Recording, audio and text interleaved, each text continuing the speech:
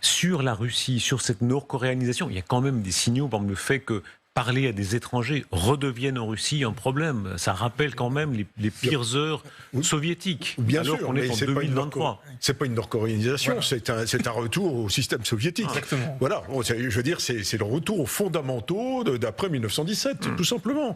Ils refont, ils réinstaurent le régime tel qu'il a existé. Alors, même pas du temps de Khrouchtchev ou bien de Brejnev, etc., mais plus proche de Staline, là, clairement. Ça redevient une dictature au sens... L'international bolchevique.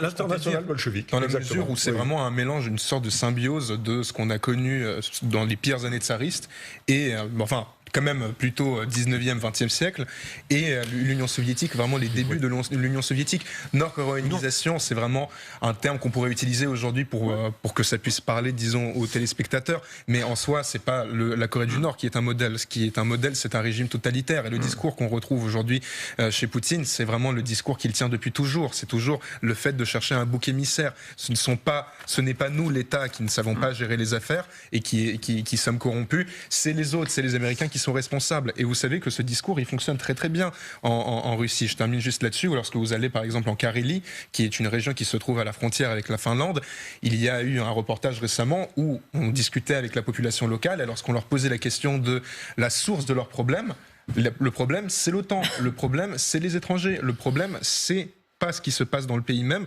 c'est les Finlandais qui sont responsables de tous les problèmes de la Russie.